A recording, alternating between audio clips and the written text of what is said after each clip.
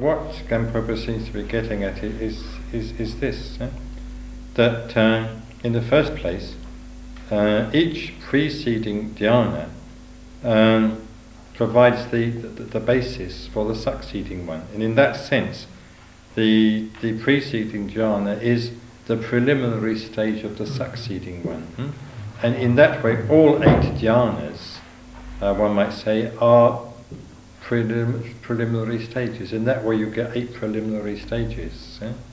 Do you see what I mean?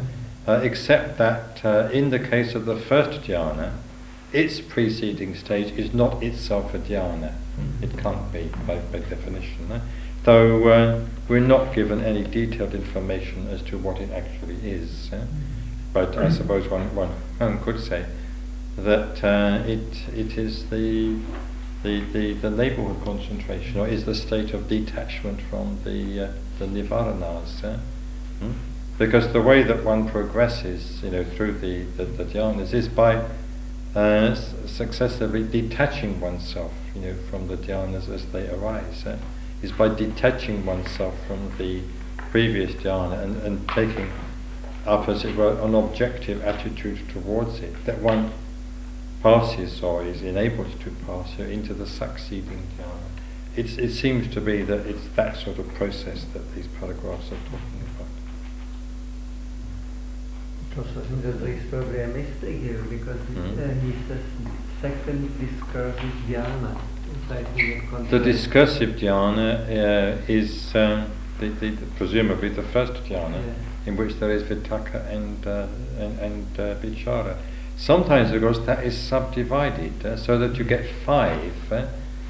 That could be a possible explanation. Sometimes the first dhyana is subdivided into 2 dhyanas, so you get altogether 9.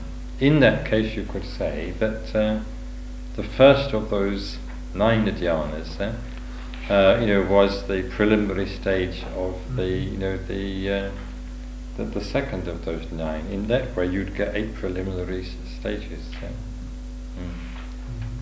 Well, we've got perhaps several factors to take into consideration.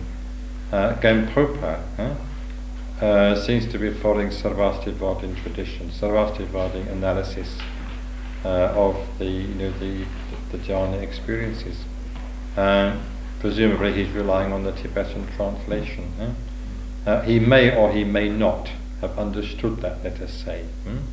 Gunther is translating Gampopa. Is presumably translating without himself having had probably any meditative experience, so is in a way translating blind. So we get that in English, and we try to make sense of it, partly on our basis of the knowledge of the tradition, and partly on the basis of our own experience.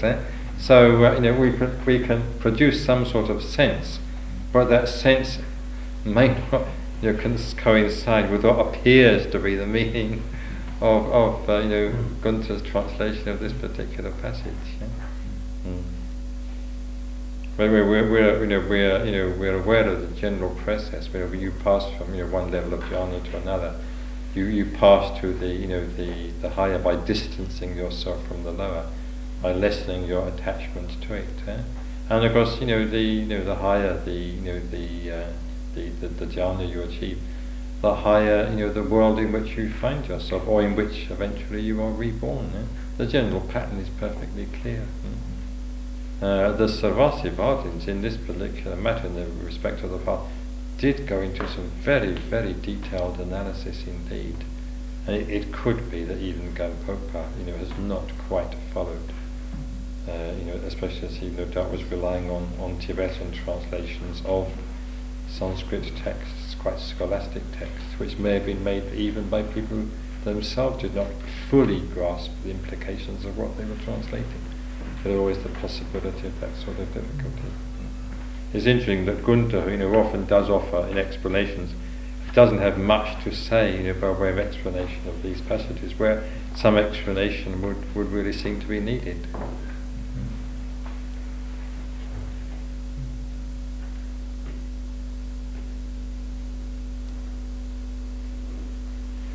It could be that he's translated into the Tibetan text as best he can. It makes some sort of sense, linguistically in English, but whether he's really communicated the meaning of the Tibetan text is another matter.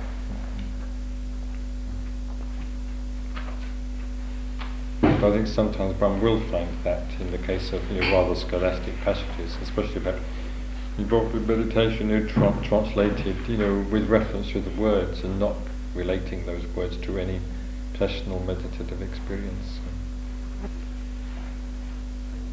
But again, the general principle, as we know from other Buddhist sources, is clear that there are these arupa dhyanas, and you progress from the one to the other by a process of successive detachment and distancing of yourself from the preceding one.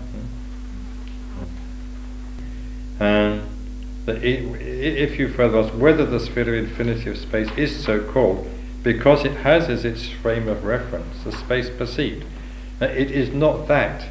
When you have the experience of the infinity of space, you, as it were, say to yourself, well, this is the experience of the infinity of space. There is space. Because in that experience there is no discursive mental activity. So it is not that in the experience itself you experience literally space and recognize it as such. But before entering into the experience, you think of the experience in those terms. But when you actually enter upon the experience, those terms no longer obtain. Though presumably, though the text doesn't say that, when you emerge from the experience, you return to the terms which you dropped when you entered into it, and you continue to refer to the experience in that way. But speaking of it in that way is not to be taken literally. Because you have, as it were, an idea of what it is you're going to enter into. The same even with enlightenment. You have, of course, an idea, yes, I'm going to enter into enlightenment. But supposing you do actually enter into enlightenment, you drop the notion of enlightenment. The enlightenment that you experience doesn't have anything, in a sense, to do with the notion of enlightenment that you had before actually becoming enlightened. Though actually that notion of enlightenment, though in a sense not justified, has provided you with a springboard for the actual experience of what you used to call, and in fact have to call when you emerge from the experience, enlightenment. So it seems to be much the same with this experience of the sphere of infinity of space, and presumably with the other infinities too. In other words, it simply means that one is not to take the names, for these experiences as too literally, describing what actually is experienced in them. This is what it means in the general sense.